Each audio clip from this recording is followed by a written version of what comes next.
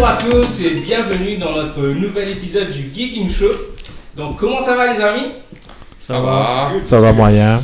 Moyen. Ouais. Ben est malade, c'est ça? Non, c'est pas grave, on va faire avec. Donc aujourd'hui on va vous parler de graphic novel. Donc il y a eu un peu de débat avant l'émission, c'est quoi un graphic novel? Donc Ben, t'aimerais bien nous expliquer c'est quoi un graphic novel? Non, selon toi. Selon moi, un graphic novel est une histoire qui se contient en elle-même sous la forme visuelle d'une bande dessinée. Alors, la différence étant que ce n'est pas dans la continuité d'une série. Par exemple, je ne vais pas prendre Batman 555 à Batman 560 et dire que ça fait un graphic novel. Vous comprenez? Donc, en gros, c'est une histoire qui se contient, souvent par un auteur un peu plus costaud, un peu plus talentueux, et avec souvent un dessinateur un peu plus émérite. Et ça te fait une œuvre qui se contient en elle-même et qui a une fin, un début, un milieu et une fin. Donc, alors je ne sais pas si tout le monde est d'accord avec cette idée. Non, moi, sorry de te... Non, c'est pas que je suis pas d'accord. Je suis d'accord avec ce qu'il est est en train de définition, dire. hein? Non, Je suis d'accord avec la définition que tu donnes. Mais aujourd'hui, de nos jours, on considère un graphic novel aussi une histoire complète, même si c'est dans la lignée d'une série, que ce soit... C'est pour te faire acheter ça. Pour faire acheter ou pas, mais est-ce que quelqu'un... Moi, je pars sur cette base. Est-ce que quelqu'un peut entrer dans du X-Men sans avoir suivi le X-Men depuis le X-Men 01? Et là, on est arrivé à je ne sais trop quel numéro. X-Men 01, jusqu'à X-Men maintenant, c'est un peu exagéré. Oui, non, mais tu vois, du moment... disons qu'on va présenter... la personne va juste prendre un des reboots qu'il y a eu par un nouvel auteur, il va juste entrer dedans. Non, je suis d'accord dans la définition. Okay. Si on s'arrête sur cette définition-là, oui. C'est ça, mais un graphic novel. On ne te dit pas le contraire. Mais moi, je serais aussi d'accord de dire que si tu prends par exemple dans les années 80 un Chris Claremont qui n'est pas n'importe qui, un John Byrne qui n'est pas n'importe qui non plus, qui est un excellent dessinateur, les deux se mettent ensemble pour raconter une histoire au sein même d'une continuité, je peux considérer ça comme un graphic novel. On a quand même pas mal d'exemples dans la série Chris Claremont et John Byrne. Tu as Days of Future Past, qui a pu être aussi adapté au cinéma. Bon, on va pas parler de la qualité de l'adaptation, mais Days of the Future Past, qui était dans une continuité, peut être lu, peut être retiré de cette continuité et peut être lu comme un tout. N'empêche qu'à l'arrière de ton Days of Future Past ou à l'intérieur, ce sera écrit X-Men numéro ça à numéro ça. Non, tu t'attends sur des détails de puristes. Nous sommes là aussi, mais pour faire que les gens s'intéressent aux comics, d'une certaine façon, qu'aujourd'hui, tu vas constater aussi qu'il y a chaque fois tout plein de reboots, juste pour intéresser les gens. Moi, je suis contre les reboots. Je dis comme ça, on peut faire que les jeunes d'aujourd'hui entrent dans les comics. Là, aujourd'hui, on parle principalement de DC et de Marvel, en ayant des points de repère, des histoires qui se sont passées à un moment donné dans la continuité, qui peut être vues comme un tout, et qui d'ailleurs est souvent enregistré comme un tout. Tu vas aller sur Internet, tu tapes Graphic Novel X-Men, on va pas te dire non, il n'y a pas de graphic novel X-Men. On va te dire, il y a Dark Phoenix, il y a quoique... Enfin, Je comprends ton point. Moi, je peux te dire que c'est juste un terme marketing pour Marvel, de dire que ça, là, je vous le sors, c'est un graphic novel. Oui, encore une fois, tu as une approche de puriste. Je peux comprendre, tu as une approche de puriste, je suis tout à fait d'accord avec toi. Si on doit s'attarder sur une définition propre. Mais il faut aussi accepter une chose, c'est qu'arrivé à un moment donné, nous sommes fans, nous aimons lire des comics, et si on a une histoire complète, on est content. Est-ce que ça a des caractéristiques d'un roman? Oui, parce que c'est une histoire complète. Est-ce que ça a des caractéristiques d'un graphic novel? Oui, ça a des dessins, ça a des fois de très bons auteurs, ça a des fois de très bons dessinateurs. On va voir quelques-uns là aujourd'hui. Donc, je ne vais pas m'arrêter, je ne vais pas me dire non, je ne vais pas acheter ça parce que ce n'est pas un graphic novel. Non, c'est là l'idée de ne pas acheter ou ne acheter. Mais la différence entre un graphic novel, enfin, pour moi, ça rejoint Ben. C'est un truc qui a été écrit dans ce sens-là. Donc, ça forme un tout. L'intention de l'auteur. L'intention de l'auteur, Définitivement. Ça forme un tout. Oui, Par oui. exemple, tu as Watchmen, les V for Vendetta, ça a Oui. été écrit dans ce sens-là. Non, non. Ce que tu décris, toi, c'est plus des récits complets. Donc, tu as un timeline, par exemple, tu as les Dark Phoenix, tu as Infinity Gauntlet et tout.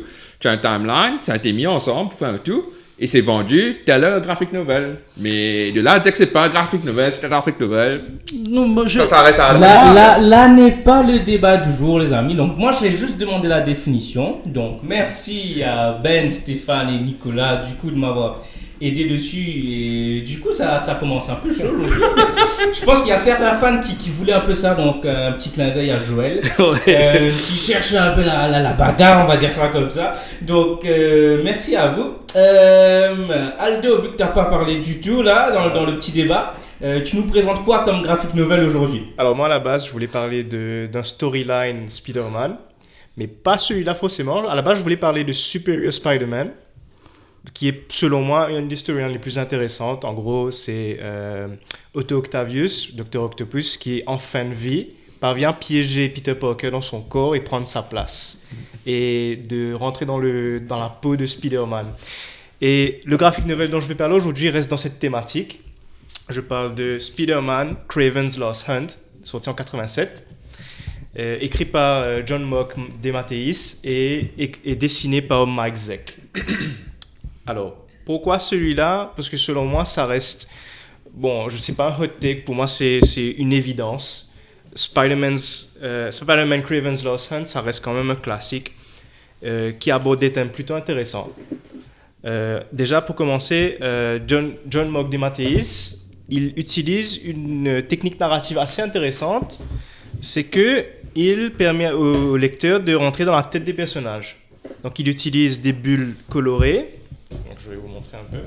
Des bulles colorées qui vous permettent de distinguer qui pense quoi. Donc, chaque personnage a une couleur distincte. Et ça donne une perspective différente dans le sens que vous savez ce qui se passe dans la tête des gens. Par exemple, Kraven the Hunter, il est hanté par ses démons et ça se voit qu'il n'est pas vraiment stable psychologiquement dans sa tête. Il se passe des choses, il pense que Spider-Man l'a humilié et c'est pour ça qu'il va aller vers l'araignée, essayer de le tuer et prendre sa place. Et Mary Jane, dans son côté, qui vient tout juste d'épouser Peter Parker, elle fait face à une sorte de memento mori. Elle se dit que éventuellement son mari ne va jamais retourner du travail parce que c'est Spider-Man et c'est vraiment... Il y a les dangers de la mort et elle fait face à ça. Et justement, les bulles sont colorées en rose, rouge. Et on voit ce qui se passe dans la tête de Mary Jane. Mais ce qui est plus intéressant dans ce comic pour moi, c'est les nombreux thèmes que ça aborde. Déjà, il y a l'usurpation d'identité. Il y a Kraven qui pense pouvoir être un meilleur Spider-Man que Peter Parker. Donc, ce qu'il fait, il prend la place de Peter Parker, justement, après l'avoir enterré. Donc, qui est vraiment déjà sur la couverture. Franchement magnifique. Et justement, est-ce que Kraven a pu prendre la place de Peter Parker? Parce qu'il est vraiment efficace en tant que vigilante. Franchement, c'est un chasseur, donc on le voit rôder les rues de New York et éliminer des criminels.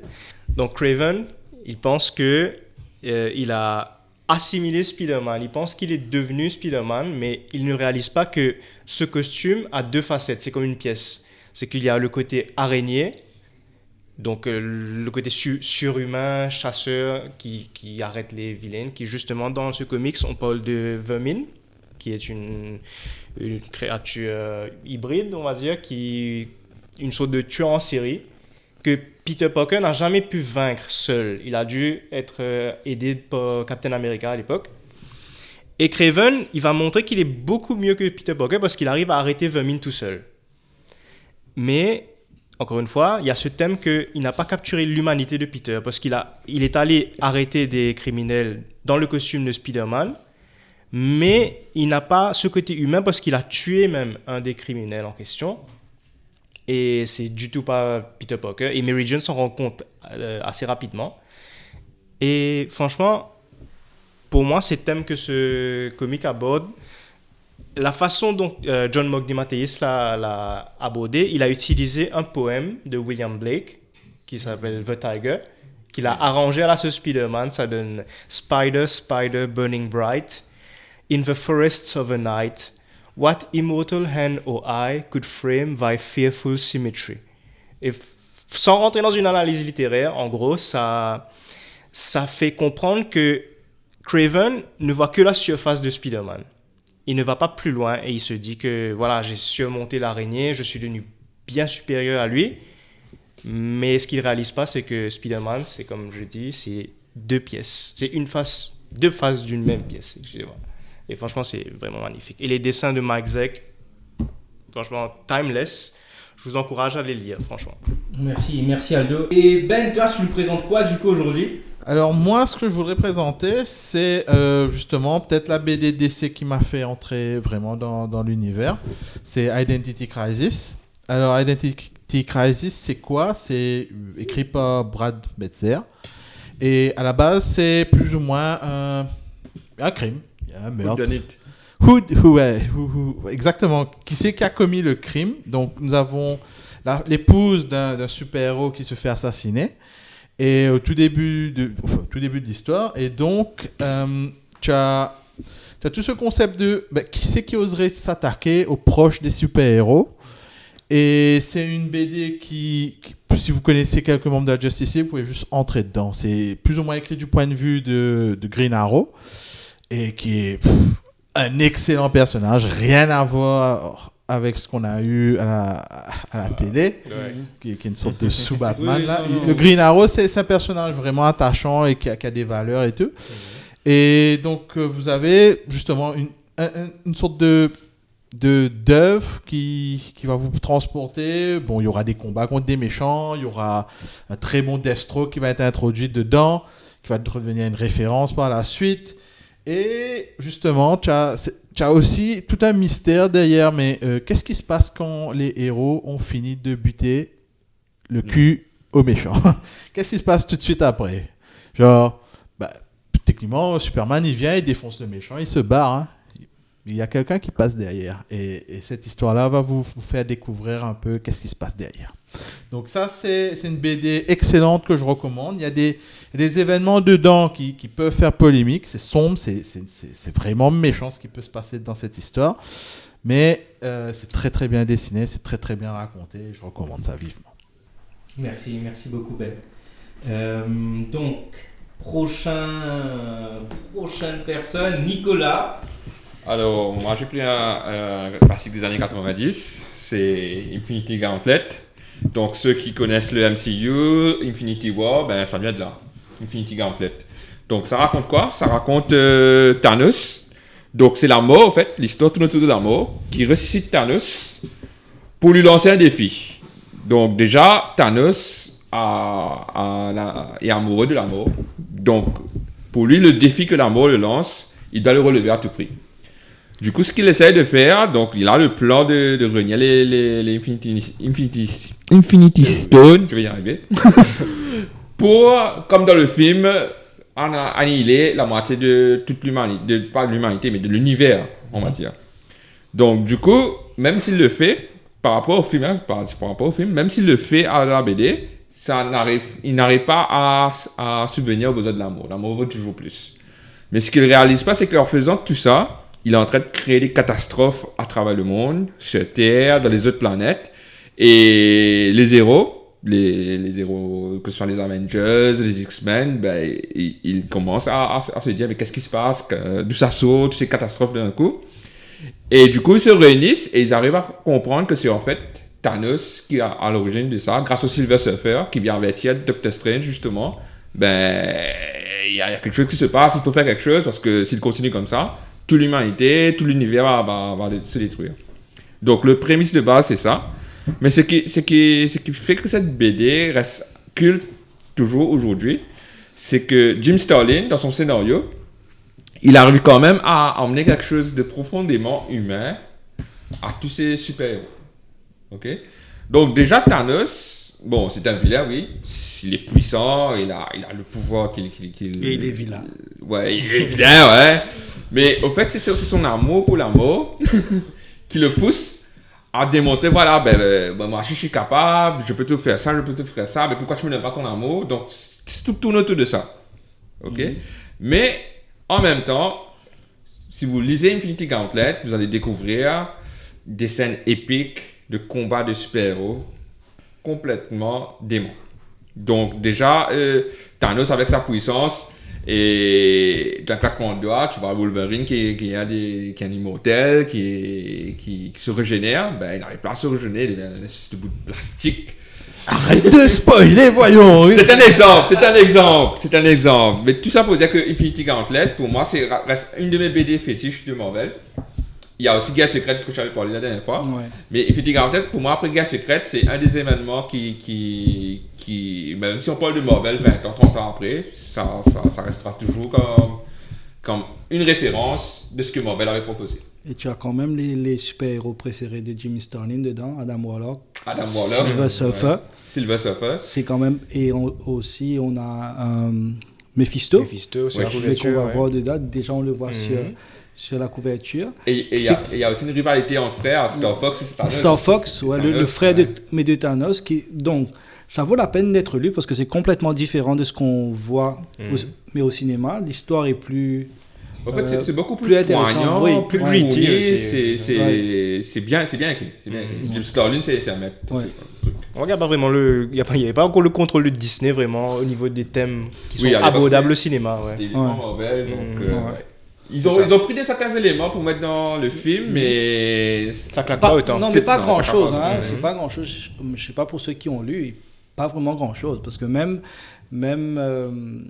les filles de Thanos là, les deux là. Gamora et Nebula, c'est Nebula qui à un moment donné a le gauntlet entre ses mains. Oui, mais le passage, ça raccorde aussi. Oui,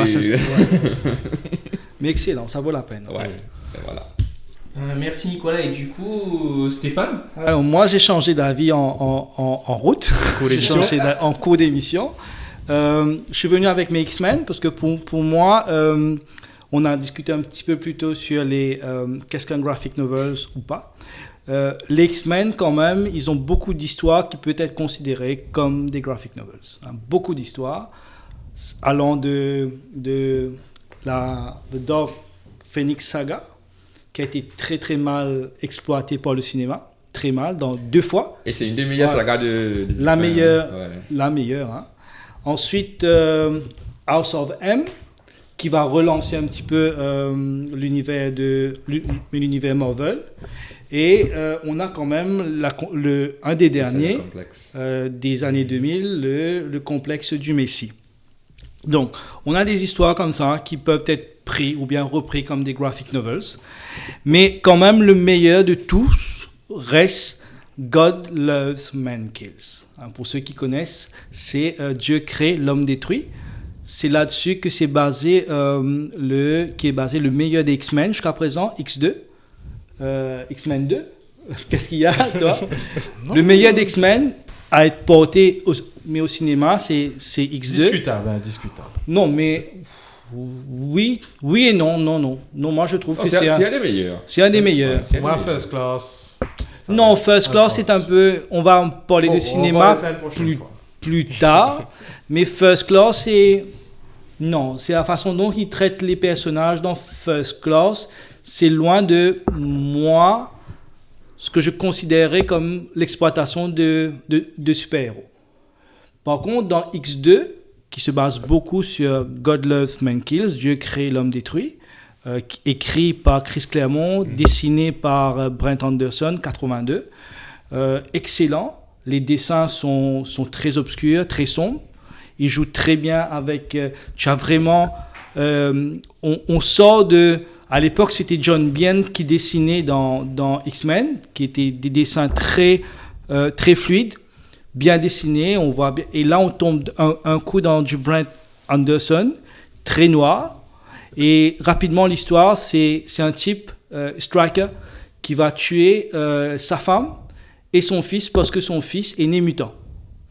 Et là, il va monter un groupe de chasseurs de mutants et on se retrouve dans une espèce de chasse aux sorcières. Mais à la sauce Marvel, ça devient une chasse ça se passe une chasse aux mutants. Donc tu coupes ça après. Donc excellent à être lu. À mon avis, c'est un des meilleurs, sinon le meilleur graphic novels Marvel, je dis bien pour ne pas être confronté à mon ami à côté. C'est un des meilleurs, bien écrit. Ça parle beaucoup de racisme, ça parle beaucoup de religion justement. Ce que moi je trouve intéressant, que souvent les graphic novels prennent des thèmes très sensibles et à travers les super-héros arrivent à, comme vous avez dit là, dans The Long Halloween, dans Identity Crisis. Donc ça épouse un petit peu cette façon d'écrire que je trouve très intéressant. Donc si vous arrivez à la voir, n'hésitez pas, lisez-le. Moi j'ai cherché à Maurice, j'ai jamais eu. Excepté en édition Lug, mais ça c'était longtemps de cela. Sur Internet, c'est assez cher. C'est à $35, $40, une très bonne copie. Oui, voilà. les Marvel en général sont assez chers. Mais, c'est cher. Comparé mais justement au DC, c'est un peu cher. Mais donc, God Love, Man Kills, et je vous invite à lire le maximum de X-Men, aller voir les histoires d'X-Men, les histoires plus ou moins complètes, parce qu'on a quand même pas mal de choses qui sont écrites, bien écrites même, et que ce soit la série de Morrison, tout le run de Morrison, c'est excellent, donc allez-y, lisez du X-Men. Et dernièrement, j'ai bien aimé le run House of X, Powers of X de Hickman, qui est excellent, qui est pour moi une des meilleures BD Marvel du moment. Mais j'aime pas trop. Oui. J'aime pas trop la façon dont il ressuscite trop facilement les... faut arrêter de spoiler. Les gens ne sont pas s'il vous plaît. C'est le thème du jour aussi. Donc, voilà. Et du coup, les amis, est-ce que vous auriez eu un deuxième coup de cœur, on peut dire vraiment brièvement? Oui, moi déjà, on a parlé de Grant Morrison, mais on va parler de son rival, de celui qui l'emmerde plus que tout. Alan Moore. Donc, on appelle ça les deux sages, là, les deux sorciers de la BD. Donc, pour moi, The Killing Joke, la référence, si vous aimez le Joker, si vous aimez Batman, c'est moche ce qui se passe dedans. Très, très moche, ça vous explique. C'est très, très, très méchant. Ça vous explique plus ou moins qu'est-ce qui peut... Enfin, ce que le Joker essaie de prouver, c'est qu'est-ce qui se passe si vous avez vraiment une très très mauvaise journée.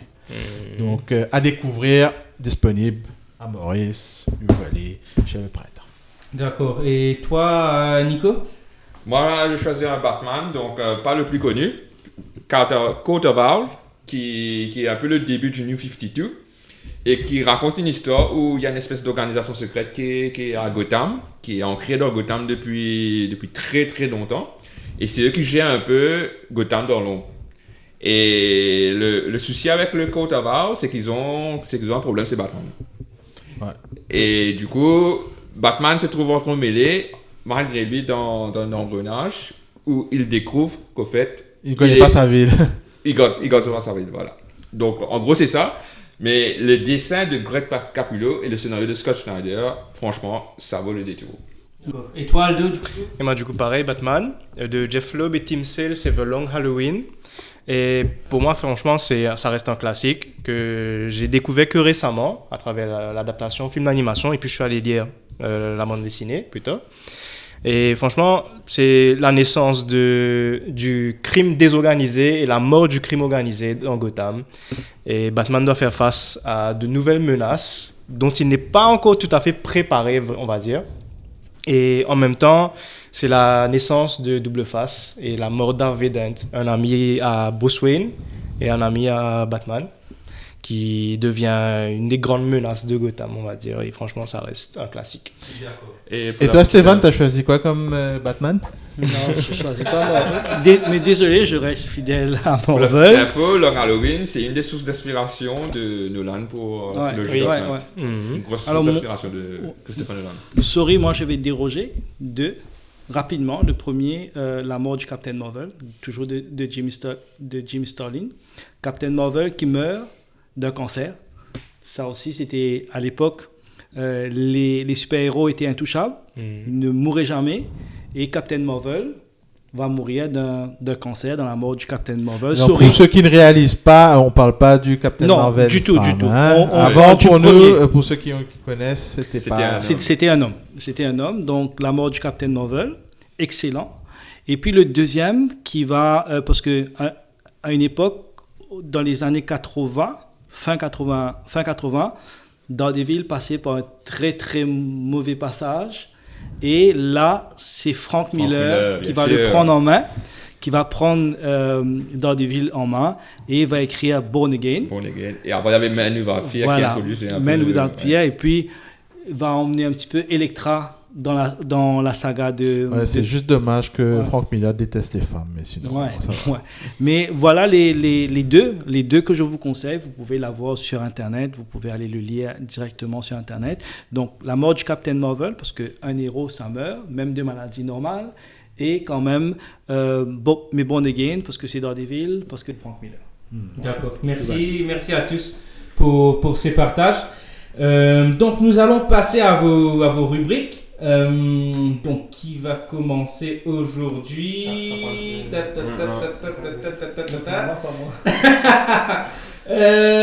Nicolas, vu que tu n'as pas commencé au début, je pense que tu peux commencer avec ta rubrique. Notre movie sensei, tu nous as préparé quoi aujourd'hui? Alors, je vais essayer de faire concis en 5 minutes, vous parler un peu de l'évolution du film d'action des années 80 à nos jours. 5 minutes? Je vais essayer. Top chrono. Bon, allez, 5 minutes, allez, go. Donc, ça commence pour moi en 1979 avec un petit film australien qui est sorti de nulle part, qui a commencé à chambouler un peu le genre. Mad Max. Voilà. Donc, George Miller nous avait proposé un film un peu foufou, sorti un peu de nulle part. Personne ne savait ce que c'était au début, avec un acteur inconnu au bataillon. C'était Mel Gibson. C'était un de ses premiers rôles. Et le film d'action a commencé à changer par rapport à ça. Donc, on a une suite de Mad Max en 81, Mad Max 2, qui est une grosse source d'inspiration de Ken le survivant, pour ceux qui connaissent, ok. Et en même temps que Mad Max, on a une autre figure qui est celui de Snake Plissken, Lyon 97. Qui a inspiré Metal Gear Solid. Metal Gear Solid, justement, le personnage de Snake. Donc, le film d'action, toujours, ça commençait à se rechercher, ça allait dans d'autres territoires. Mais il a fallu attendre le début des années 80 pour avoir un genre à part entière qu'on peut appeler le One Man Army. Donc, beaucoup pensent que ça a commencé par Rambo. Ben non. Non. Bon, il y a eu Rambo First Blood qui était pas un One Man Army. C'était pas vraiment un film d'action. C'était un drame survival. Check. Non. Ça a commencé par Chuck Norris, non? Si. Ok. Justement, je vais revenir dessus. Donc, First Blood, ça a un peu lancé le trend, on va dire. Mais c'était pas vraiment One Man Army parce que le gars, c'était avant tout une victime et tout. Mais le premier One Man Army, c'était Chuck Norris, Missing in Action. La légende. Missing in Action, qui, pendant les années réganiennes, avait la guerre du Vietnam. Donc, c'était le premier film à utiliser les prisonniers du Vietnam, donc aller sauver les prisonniers et tout. Et ça introduisait le personnage de Braddock. Donc, ce n'est pas Rambo, c'est Braddock qui a lancé le One Man Army. Ensuite, il y a eu, en 84, il y a eu le fameux Terminator de Cameron, ok? Mais bon, c'était pas vraiment... C'était plus du slasher. Oui, c'était plus un slasher movie, effectivement. Mais ça a quand même introduit un des acteurs fétiches du One Man Army, Schwarzenegger. I'll be back, justement, la superbe réplique. Oui. Puis 85. 85, qu'est-ce qu'on a eu? Rambo 2, First Blood, scénarisé par James Cameron, qui avait commencé à écrire le scénario, et puis terminé par Stallone et David Giller à l'époque. Ok. Rambo 2 change carrément le personnage de Rambo et le fait devenir un One Man Army. Un gars qui éclate tout sur son passage, qui tue les Vietnamiens comme un tank en train de passer sur une armée. Donc Rambo était devenu un One Man Army. Et la même année, on a eu la réplique de Choisy avec Commando, qui pousse encore plus loin le concept avec lui, vraiment une armée sur lui, avec tous ses hommes, il devient une armée à lui seul. Ok. Et par la suite, on a eu ce qu'on appelle l'importation du film de ninja avec American Warrior. Tu avais à toutes les sauces, ça. Michael Dudikoff, Ouais. donc, qui compte aussi comme premier film d'action, donc l'importation des films de ninja aux États-Unis. Ok. Et en 86, on a eu quand même Aliens de James Cameron, qui est considéré comme un des plus grands films de science-fiction Action d'action sci-fi, yeah. de tous les temps, avec l'apparition d'un personnage féminin fort Ouais. qui a amené beaucoup de choses au cinéma, donc Ripley, qui demeure toujours une icône féminine du cinéma d'action. Ok. Et par la suite, le film de gros bras, on en a connu des tonnes, des Stallone, des Schwarzenegger, des Chuck Des faux Norris. gros bas, comme Steven Seagal, là. Une honte. Steven Seagal, c'est venu par la suite, oui. Il y a eu Van Damme, il y a eu tout ça. Mais le film qui change un peu la donne des films d'action pour moi, c'est Die Hard. Oui. La référence. C'est une référence. Die Hard change la donne, pourquoi? Parce que le héros n'est pas musclé. Non, mais c'est un film de Noël ou pas? C'est Oui, c'est un Ça film fait de Noël. polémique. Ça fait polémique. C'est un film de Noël. Ça reste un film de Noël et pour moi c'est le Maman j'ai raté l'avion mais pour les grandes Homme. personnes. Voilà. Donc, on n'a plus le héros super balèze, on n'a plus le héros super musclé invincible. Donc, Die Hard, c'est un mec qui saigne, qui sait pas, il est là malgré tout, il est pieds nus, il saigne, il saigne tout le Ouais. temps, il sait pas où il est. Mais Die Hard reste une référence par rapport à tout ce qu'il y a autour, la Et mise il en tue scène. tous les autres, du coup. Ouais, et la façon dont il utilise son environnement pour se descendre à un des terroristes, c'est du grand temps. Yippee-ki quoi. Yippee-ki, il est mort, voilà. Et pour la suite, 91, Terminator 2, qui est pour moi mon monument du film d'action. Donc, un grand moment, des effets spéciaux incroyables. Tu le mettrais au-dessus de Matrix, du coup, là? Je lui reviens. Pour cette année-ci, pour moi, parce que c'est ok. le film de mon enfance, tu vois. C'est le film de mon D'accord. enfance. J'ai grandi avec Terminator 2, qui est pour moi une référence. Et donc, par rapport à Terminator 2, on commence à avoir aussi un changement par rapport aux action stars. Donc, on a eu dans les années 90, on a eu les Keanu Reeves. Keanu Reeves avec Speed, Point Break. Donc, le héros un Mais petit peu androgyne. ça change. C'est change, comme dans les Ouais, mangas ça et les change. animés aussi, tu auras la même Ouais, ça transition. On va change, sortir du héros musclé pour aller Ouais. vers quelque chose d'un peu plus Voilà. mince et un peu plus Ça androgyne change. avec le temps. C'est surtout Voilà. pour que les gens puissent relate aussi parce que Ouais. Ça m'en c'est triste que tu aies oublié les buddy cop movies, les Ah autres. oui. trucs. Mais bon. Tango and Cash, par exemple, 4 scènes. Lethal Weapon. En fait, le body movie est arrivé, ça a repris un peu de son essence avec Lethal Weapon. Oui. Parce qu'au début, il y avait 48 heures. Peut-être le flic de Beverly Hills. Où tu as plus. Tu vois, peut-être. Est-ce qu'on peut le considérer comme un body movie? Ils sont à 3. Ils sont à 3. C'est pas faux. Oui, ils sont à 3. Ouais, si tu regardes bien. Ouais. ils sont Mais à le film 3. d'action, je dirais aussi de Thierry, un petit peu Ça, avant. c'est plus les années 70. Ouais, Ouais. c'est ça. Je vois pour dire où ça commence. Ouais, ouais. Et puis vint la révélation des années 99, Matrix, qui Ouais. relance à une nouvelle mode, des effets spéciaux inédits, qui remet vraiment le film d'action sur d'autres auspices. Ouais. On a eu dans les années 2000, on a eu les Vin Diesel, Pitch Black, On a eu les films comme On Back, les On films Back, Unbreakable. voilà. On a eu de tout. On a eu. les Nicolas Cage. Non, mais le film favori de Nicolas, qui est Fast and Furious. Oui, on a eu ça aussi, oui, malheureusement, oui. Et pour en finir, pour moi, le dernier renouveau du film d'action, le dernier rempart qu'on a revu plusieurs fois en dernier, c'est Mad Max Fury Road, qui est pour moi retour Oui. aux origines. quoi. retour Oui. aux origines. Non, je suis d'accord, mais par rapport à l'Asie, je dirais The Raid. Ah oui, The Raid, Et The Raid, ah, ouais. excellent, Ouais. ouais. Pour l'Asie, The Raid. Franchement, Et ouais. pour l'Amérique, enfin.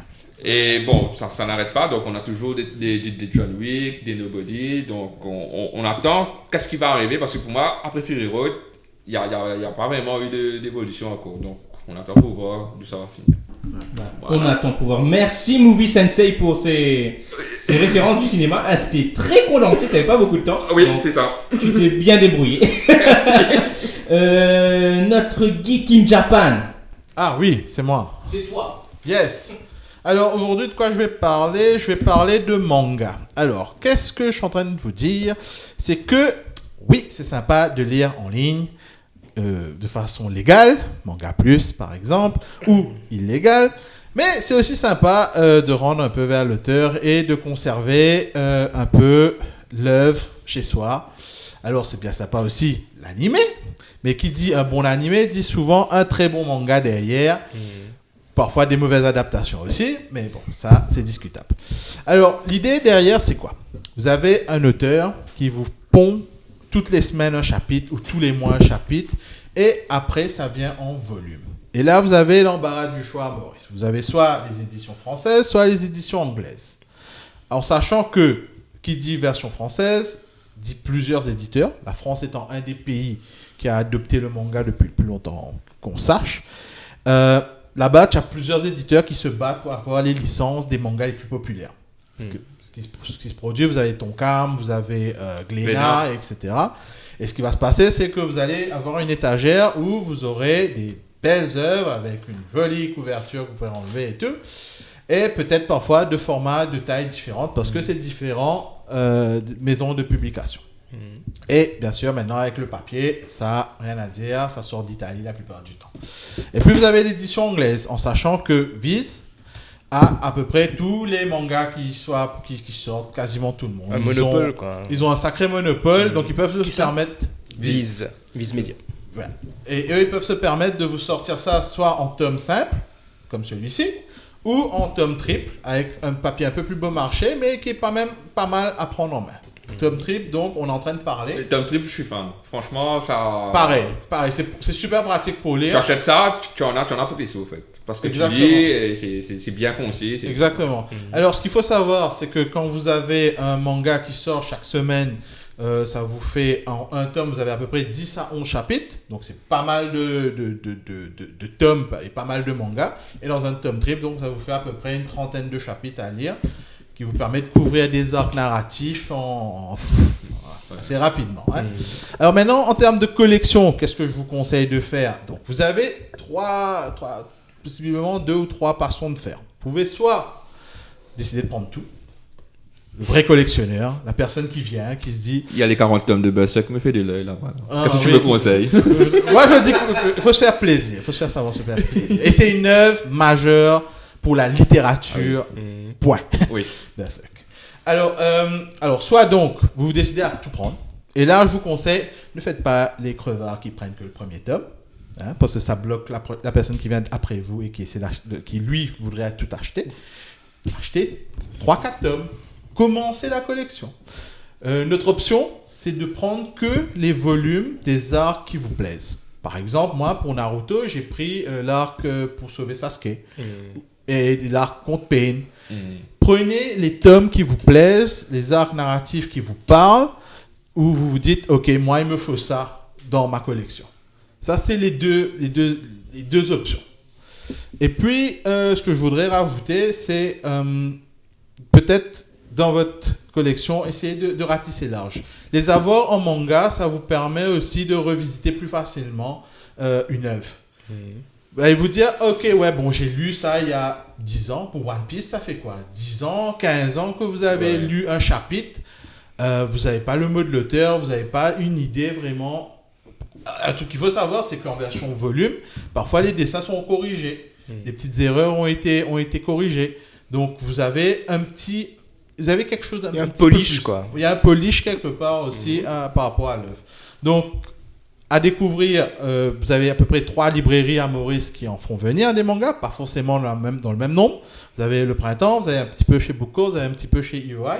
Donc, essayez de faire un peu le tour, essayez de trouver aussi qu'est-ce qui vous plaît et faites-vous plaisir. En gros, c'est ça mon message. Merci Ben pour ce beau Donc, je message. dois aller acheter les 40 tomes de Berserk, là. Il n'y aura pas le volume 17, il faudra le commander à part. Et ça aussi, hein, si vous voyez qu'il vous manque des tomes, passez la commande. C'est aussi simple que ça. Ça ne va pas vous tuer. Si vous l'avez déjà lu, passez la commande. Ça viendra éventuellement ici. Et pour tout le monde. D'accord, merci beaucoup Ben. Alors nous allons passer à notre prochain chroniqueur, Aldo, Ready Steady Play. Alors moi, aujourd'hui, je suis venu parler de Fury, mais j'ai changé d'avis. J'ai écouté ce que Monsieur Rock m'a dit lors d'une précédente émission et je viens de parler de Tetris. J'ai aussi écouté mon ami Ben. Ah, il enlève son bonnet pour le coup. Donc, je vois que ça fait déjà sensation. Je viens parler évidemment de Tetris Effect. Oh oui. Qui est selon moi pas un jeu, mais une expérience vidéoludique. Une œuvre. Une vraie œuvre du papa de celui qui nous a donné Lumines et d'autres jeux franchement psychédéliques. Alors, je vous explique vite fait c'est quoi. Tetris, ça garde le concept de base du jeu de puzzle, de stack. Donc, vous connaissez forcément Tetris, ça ne se présente plus. Mais il y a un twist. Tetris Effect, c'est aussi un jeu musical et franchement visuel. C'est difficile à expliquer sans que vous le voyez vraiment. Il faut le vivre, il faut vraiment le vivre, il faut faire l'expérience. J'ai commencé hier, vraiment top, mais Mind blown, non? Mind blown, franchement mind blown. J'ai pas réalisé tout de suite, mais à chaque fois que vous bougez vos cubes, vos pièces, la musique et l'image réagissent à ce que vous faites.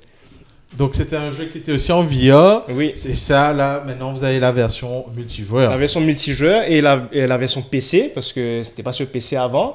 Et franchement, il est à essayer absolument. J'ai passé énormément de temps là-dessus. Et je réalise que quand il s'agit de gaming, on parle d'expériences AAA, de jeux narratifs à la Uncharted, à la Last of Us.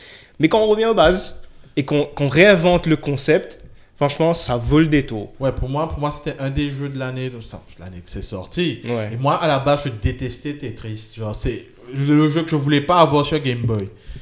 Et ce jeu-là, Franchement, une tuerie.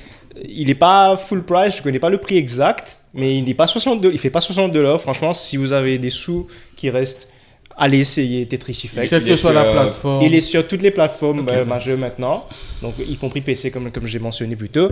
Et franchement, allez-y, essayez Tetris Effect, ça vaut le détour. Je D'accord. confirme. Ben, moi, je vais peut-être essayer Tetris Effect. Je sais pas trop quoi jouer en ce moment. Ah, veux, Franchement, ça tu va vas pas- éclater Oui. Ce soir, je m'y mets.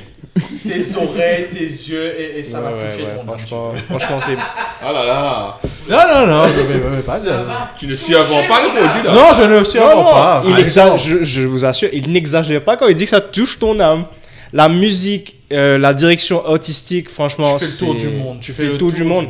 Il y a un niveau qui m'a pris à revers. J'étais en Inde et tu avais des percussions. Tu fais ta musique, tu fais ton clip. Et en même temps, tu joues à Tetris. Tu as toujours cette jouissance de faire un Tetris. De faire un Tetris.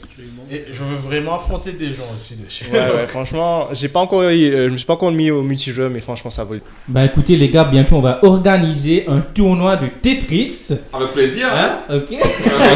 Je suis méchant, hein. Je suis méchant dessus. Hein. Attention, ouais. Non, on va pratiquer, on va créer. Final boss, c'est Ben. Hein? Ben, merci Aldo.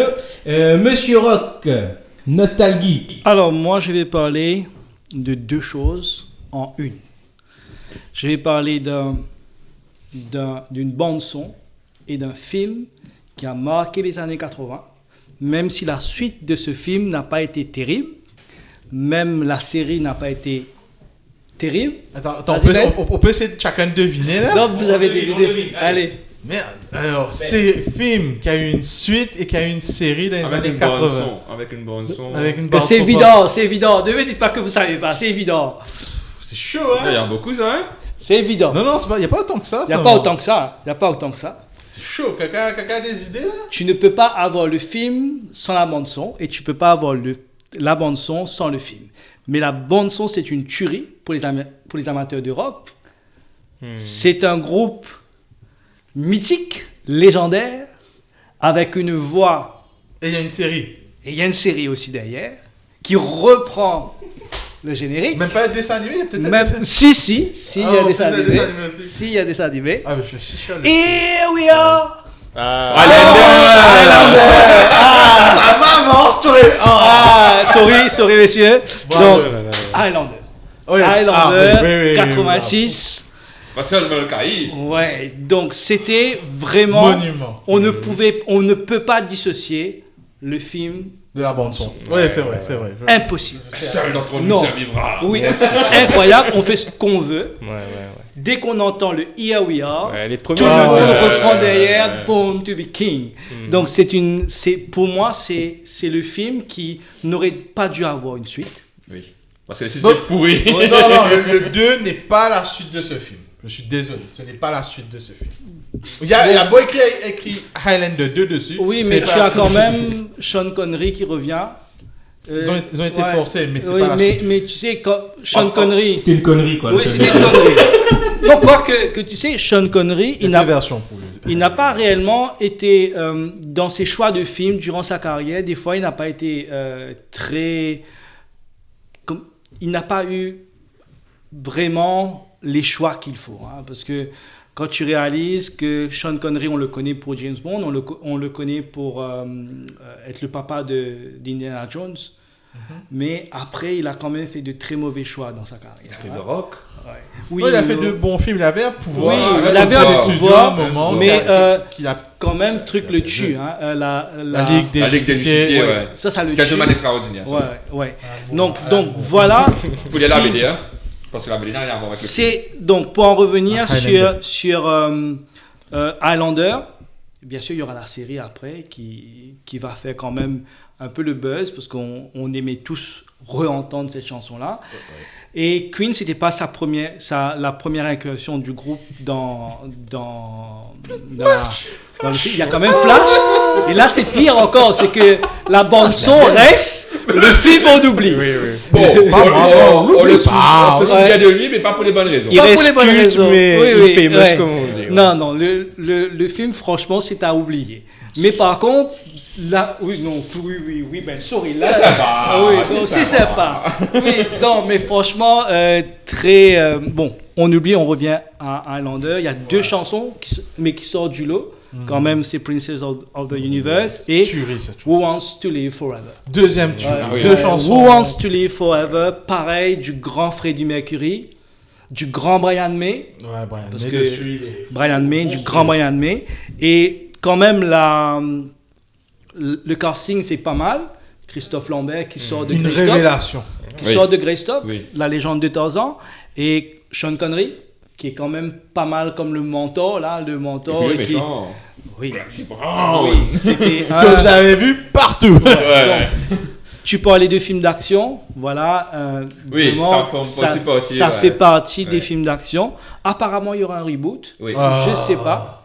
Je ne Il y le avait souhaite pas. Il y avait aussi un film Si, d'animation, si, hein, pour c'est ceux qui l'ont vu. confirmé, il y aura. Ouais, il y aura non, une- mais Oui, par le mec qui a fait Vampire Hunter D. ouais. Oui. Et Jack Scroll. Oui, il avait oui, fait oui. une adaptation de Highlander. Ouais. Mais moi, je suis pas trop chaud avec, pour les raisons que vous savez, les reboots. Moi, je suis pas très chaud. Je suis pas trop fan des reboots. Mais je vous conseille, là, si vous avez du temps, je crois qu'on peut le. Regardez que le premier. Mais Parce regardez que les que autres le sont premier. invités, Non, hein. non. Regardez Franchement, que le les premier. autres, Et repassez vos queens. Oui, et pour ceux qui vont remarquer, vous aurez une grosse influence de ce film et du personnage et de Freddie Mercury dans le jeu de combat Guilty Gear. Voilà. Ah oui. Donc voilà, j'ai été rapide. Je suis en carton rouge. Donc voilà. Ben, merci Stéphane, merci à tous pour un peu toutes ces belles références, que ce soit au niveau des graphiques nouvelles ou des jeux. Moi, Tetris, là, du coup, je pense que je vais devoir le tester un jour. Ah, vas-y, franchement. Hein. Donc, je vais essayer pour ensuite pouvoir faire face au final boss qui est Ben. Hein. Donc, ben, écoutez, c'est la fin de notre émission. Donc, on se revoit la semaine prochaine. Ciao! ciao.